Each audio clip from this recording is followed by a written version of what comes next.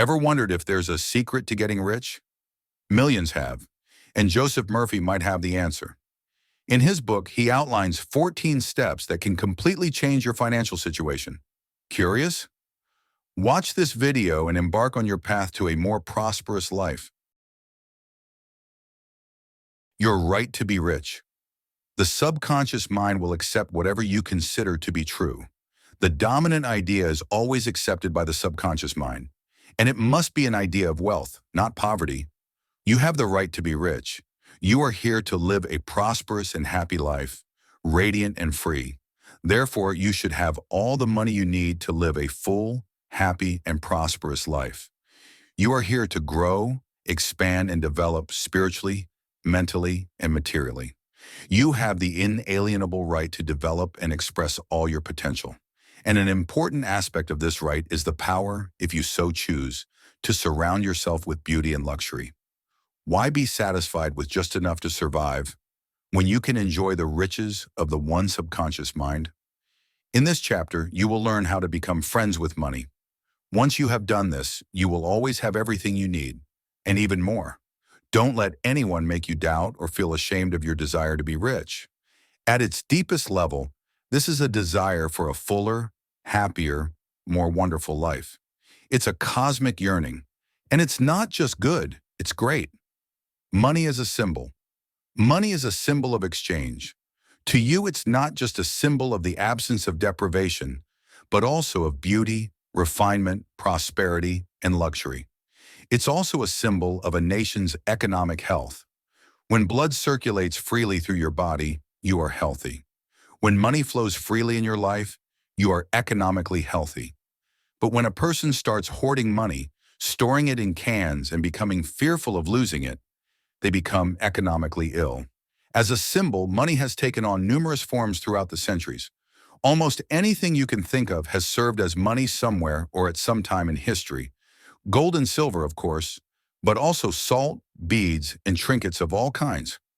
In ancient times, wealth was often determined by the number of sheep and cattle someone owned. Today, we use currency and negotiable instruments. And one reason for this is obvious. It's much more convenient to write a check than to haul cattle to pay bills.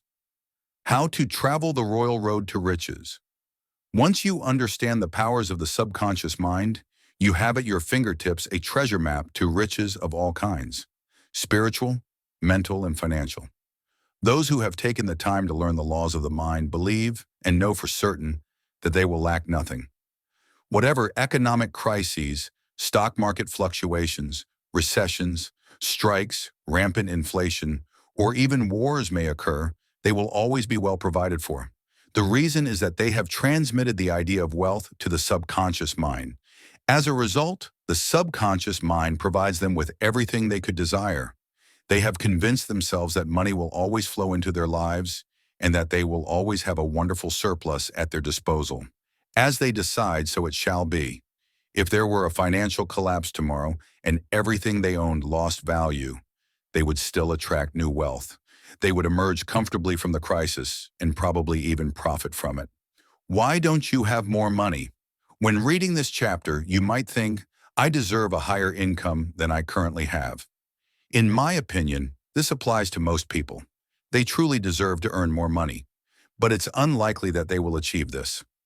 One reason why they don't is that, deep down or openly, they condemn it. They refer to it as dirty money. They tell their children and friends that the love of money is the root of all evil. Along with this reason for not prospering, there is another, a sneaky subconscious feeling that poverty holds some special virtue. This subconscious pattern may have originated in childhood education, or perhaps is based on a misinterpretation of the scriptures. Money and a balanced life. Once someone came to me and said, I'm broke, but that's okay. I don't like money. Money is the root of all evil. These words reveal the thinking of a confused, neurotic mind. Loving money to the exclusion of everything else will lead to an asymmetrical, unbalanced state. You are here to wisely use your power or authority. Some people yearn for power, while others yearn for money. If you set your heart exclusively on money and say, money is all I want, I'm going to focus on making money.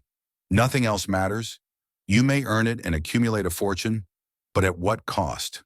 You have forgotten that you are here to live a balanced life, and you will also need to satisfy your hunger for peace of mind, harmony, love, joy, and perfect health. Making money the sole objective is the wrong choice. You may have thought that was all you wanted, but after so much effort, you may end up discovering that money wasn't everything you needed. No one on their deathbed wishes they had spent more time accumulating money.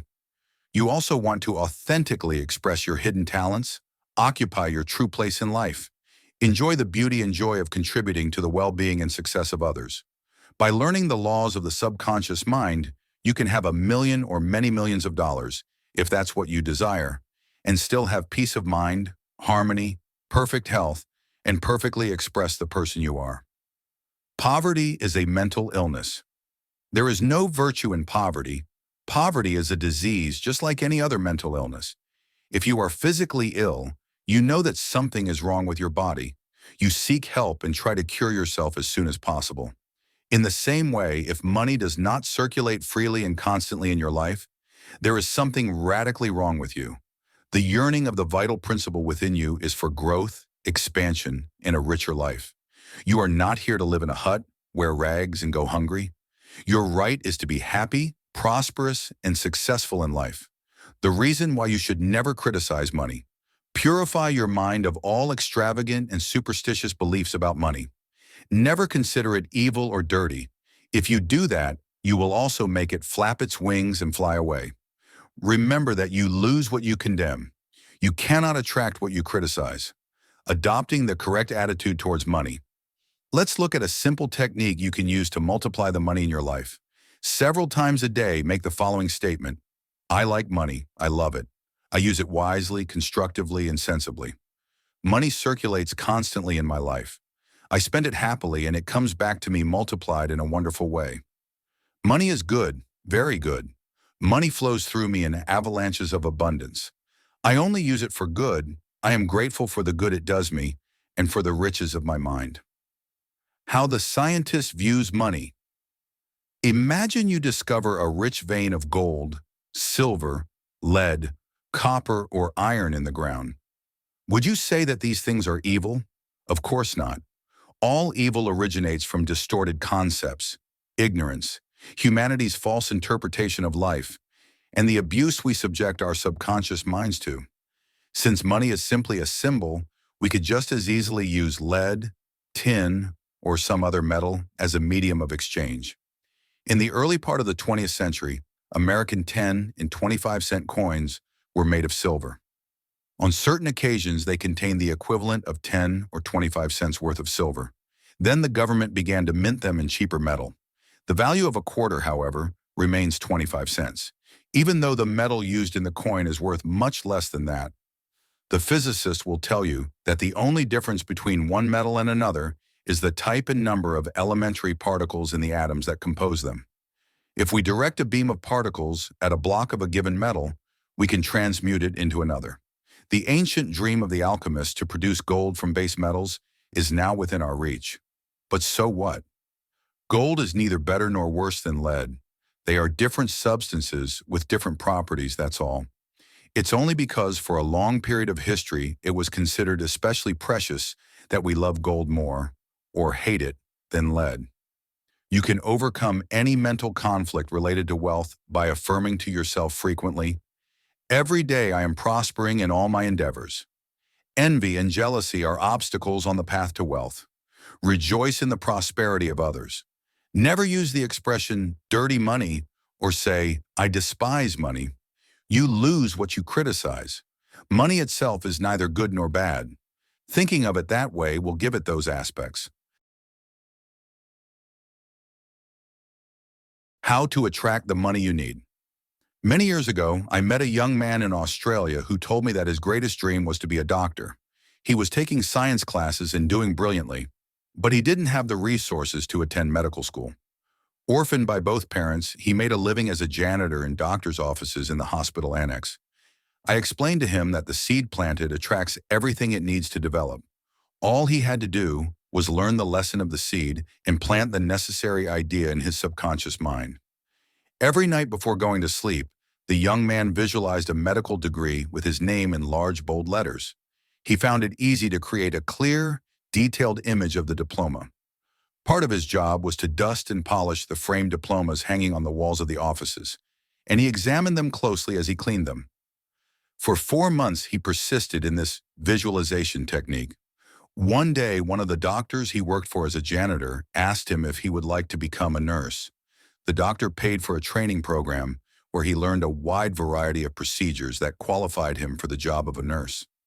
The doctor was so impressed with the young man's brilliance and determination that he later helped him financially to attend medical school. Today, that young man is a distinguished physician in Montreal, Canada. The young man succeeded because he learned the law of attraction. He discovered how to use the subconscious mind correctly, which involved using a very old law, which says, having clearly visualized the goal, you with the will create the means to achieve it. The goal in this case was to be a doctor. The young man managed to imagine, see, and feel the reality of being a doctor. He lived with this idea. He sustained it, nourished it, loved it. Finally, through visualization, the idea penetrated the deep layers of his subconscious mind. It turned into conviction. This, in turn, attracted everything he needed to realize his dream. Why some people don't get a raise. Let's say you work for a large company, and you think you're underpaid. You resent the fact that your value is not recognized by your bosses. Constantly, you dwell on the conviction that you deserve a higher salary and more recognition. By mentally opposing your boss, you subconsciously cut your ties to the company, and you set a process in motion. One day the boss says, "I'm sorry, but we're going to have to let you go." In a very real sense, you fired yourself. The boss simply acted as an instrument through which your own negative mental state was confirmed. This is another example of the law of action and reaction. The action was your thought, the reaction, the response of the subconscious mind. Obstacles and impediments on the path to wealth. Every now and then, you hear someone say, anyone who makes a lot of money must be some kind of thief. The person who speaks and thinks this way usually suffers from financial illness. Perhaps they feel bitter and envious of old friends who have achieved greater success in life and at this time have more resources. Thus, such a person is creating difficulties for themselves. Harboring negative thoughts about friends and condemning their wealth causes prosperity and abundance to flee from you. Would you continue to be friends with someone who condemns you? Of course not. Nor does wealth do that. In fact, the person drives away the very thing they pray for. They actually pray in two ways. On the one hand, they say, I want wealth for myself now. But the next moment they say, that guy's wealth is dirty, disgusting. Contradiction is a signpost on the road to poverty and suffering. Always insist on rejoicing in the wealth of others. Protect your investments.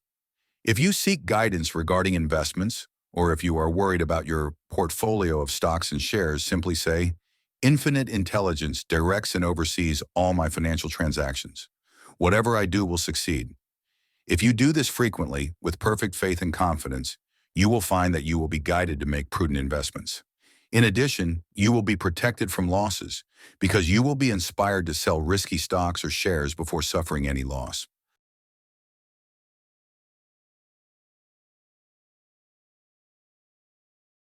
No one gets something for nothing. In large stores, management hires security guards and undercover detectives to prevent theft. Every day, these professionals catch someone trying to get something for nothing. Those who do this live immersed in a mental atmosphere of scarcity and limitation. By trying to steal, they steal from themselves peace, harmony, faith, honesty, personal integrity, goodwill, and trust. In addition, the messages they send to the subconscious attract all kinds of losses of character, prestige, social status, and peace of mind. They do not know how the mind works. They do not believe in the source of supply. If they would only mentally summon the powers of the subconscious and affirm that they are guided to manifest them authentically, they would have work and opulence. Then, using honesty, integrity, and perseverance, they would become a source of respect for themselves and for society in general. An uninterrupted supply of money. Your path to freedom, comfort, and a constant supply of the necessary wealth involves recognizing the powers of the subconscious mind and the creative power of your thoughts and mental images. Mentally accept a life of opulence. Mental acceptance and the expectation of wealth have their own mathematics and mechanics of expression. By entering the mode of opulence, all the things necessary for a wealthy life will follow. Let this be your daily affirmation. Engrave it indelibly in your heart. I am one with the infinite riches of my subconscious mind. I have the right to be rich, happy, and successful in life. Money flows to me freely, abundantly, and incessantly. I am always aware of my authentic value. I freely share my talents and am wonderfully blessed in financial terms. All this is wonderful.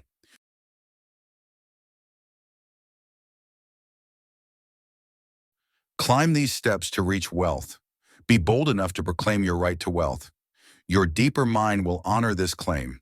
You won't just want enough for bare necessities.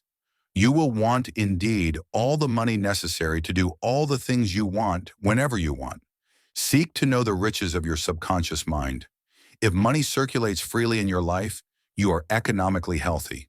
Consider it like a tide, and it will never fail you. The ebb and flow of the tide is constant. When it is low, you are sure it will rise again. Knowing the laws of the subconscious, you will always be supplied, whatever form the money may take. One reason why some people can only survive and never have enough money is that they condemn it. What you condemn flaps its wings and flies away. Don't make money into a god. Money is just a symbol. Remember that true wealth is in your mind. You are here to live a balanced life, which includes acquiring all the money you need. Don't make money your only goal in life. Claim health, happiness, peace, authentic expression of yourself, and love as well, and radiate love and goodwill to all. Then the subconscious will reward you with compound interest in all these fields of expression. There is no virtue in poverty. Poverty is a mental illness, and you need to immediately cure yourself of this conflict or disease. You are not here to live in a hut, cover yourself in rags, or starve. You are here to live a life of greater abundance. Never use the expression dirty money or say, I despise money. You lose what you criticize. Money itself is neither good nor bad. Thinking of it one way or the other will give it those aspects. Repeat often, I like money, I use it wisely, constructively, and sensibly. I spend it with joy, and it returns to me multiplied 1,000-fold. Money is no more evil than the copper, lead, tin, or iron that you can find in the ground. All evil is a consequence of ignorance or misuse of the powers of the mind. Imagining the end result causes the subconscious to respond and seek to make real what you have created mentally. Get rid of that idea of wanting to receive without giving anything in return. There's no such thing as a free lunch. You have to give to receive. If you pay attention to your goals, ideals, and endeavors, your deeper mind will support you. The key to wealth is to apply the laws of the subconscious mind, impregnating it with the idea of wealth. Don't make money into a god. Money is just a symbol. Remember that true wealth is in your mind. You are here to live a balanced life, which includes acquiring all the money you need.